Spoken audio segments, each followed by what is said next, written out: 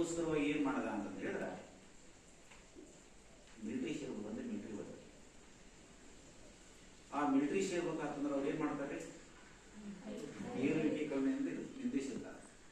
ಬಹಳ ಎತ್ತರ ಆಗಿರ್ತಾರ, ಅವನಿಗಿಂತ ಕಡಿಮೆ ಆಗಿರ್ತಾರ, ಅವನಿಗಿಂತ ಕಡಿಮೆ ಆಗಿರ್ತಾರ, ಅವನಿಗಿಂತ ಕಡಿಮೆ ಆಗಿರ್ತಾರೆ. ಇವ್ರು ಕಡಿಮೆ ನಿಂದಿಸಿದ್ರು, ಬೇಟೆಯವರು ಬಹಳ ಕಡಿಮೆ ನಿಂದಿಸಿದ್ರು. ಅವ ಬಂದ ಮಿಲಿಟರಿ ಸೆಲೆಕ್ಷನ್ ಮಾಡ್ತಕ್ಕಂಥ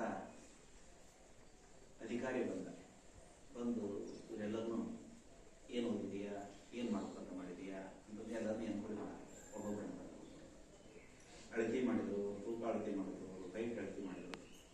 ಅಳತೆ ಮಾಡಿ ನೀನೇನಾಗಬೇಕು ಅಂತ ನಾನು ಜನರಲ್ ಆಗ್ಬೇಕಂತ ಮಾಡಿದೆ, ನಾನು ಕಮಾಂಡರ್ ಆಗ್ಬೇಕು, ಬಿಟ್ಟರೆ ಬರ್ತಕ್ಕಂಥ ದೊಡ್ಡ ಆಗ್ಬೇಕಂತ ಮಾಡಿದೆ.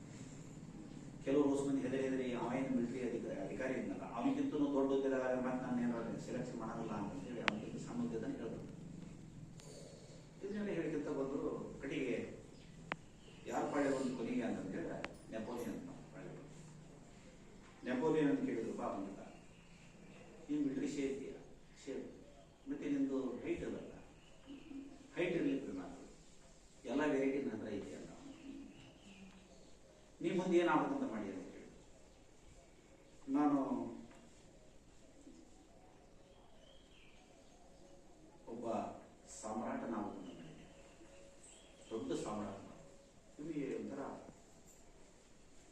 ಬೇರಿಸಿದೆ ಅಧಿಕಾರಿ. ಅಲ್ಲೋ ಇರೋದು ಇಟ್ಟದಿ ಅಂಥದ್ದು ಒಂದು ಸಾಮ್ರಾಟ. ಒಂದು ಸಾಮ್ರಾಟ ಅಂದ್ರೆ ಸುಮ್ಮನೆ ಸಾಮ್ರಾಟ ಅಲ್ಲ, ಒಂದು ದ್ವೀಪದ ಸಾಮ್ರಾಟ. ಅದು ಕೂಡ ಹೆಂಗ್ ಸಾಧ್ಯ ಐತಿ, ಸಾಧ್ಯ ಮಾಡಿ ತೋರಿಸ್ತೇನೆ ಬರೀ ಅಲ್ಲ ಅಂತ. ಮುಂದೆ ಏನಾದವ ಅಂದ್ರ ನೆಪೋಲಿಯನ್ ಬಾನಪಾಟ.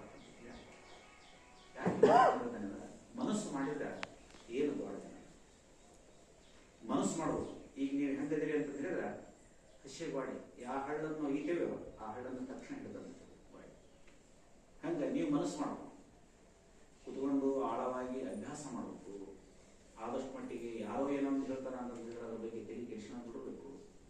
ಮನೆಗೆ ಏನೋ ಸ್ವಲ್ಪ ಸಣ್ಣ ಪುಟ್ಟ ಏನು ನಡೆದತ್ತು ಅಂತ ಹೇಳಿದ್ರೆ ಅದ್ರ ಬಗ್ಗೆ ಗಮನ ಕೊಡಬಾರ್ದು. ತಂದೆ ತಾಯಿಗಳಿಗೆ ಗೌರವ ಕೊಡಬೇಕು, ಅವ್ರ ಮಾತು ಮೀರಿ ಹೋಗಬಾರ್ದು. ಗುರುಗಳು ಏನು ಹೇಳ್ತಾರೋ ಪಾಠ ಪ್ರವಚನಗಳನ್ನ, ಉಪನ್ಯಾಸಗಳನ್ನ ಅವನ್ನೆಲ್ಲವೂ ಕರೆಕ್ಟಾಗಿ ಆರಿಸ್ಬೇಕು.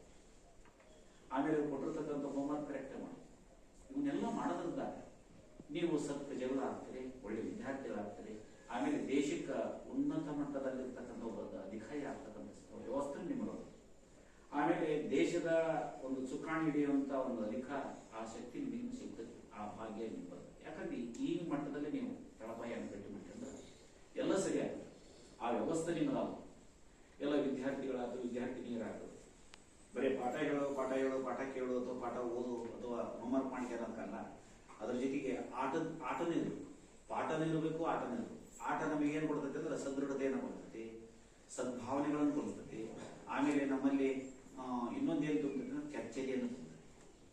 ದೇಶಕ್ಕಾಗಿ ನಾವು ಇರ್ತೇವೆ ಅನ್ನೋ ಭಾವಗಳು, ಸಮಾಜಕ್ಕಾಗಿ ನಾವು ಇರ್ತೇವೆ ಅನ್ನೋ ಭಾವಗಳು, ದೇಶವನ್ನು ಕಟ್ಟುವಂತ ವ್ಯವಸ್ಥೆ ನಮ್ಗೆ ಆಗಬೇಕು ಅನ್ನೋ ಭಾವನೆಗಳು, ದೇಶದ ಮೇಲೆ ಭಕ್ತಿ ಇರಬೇಕು.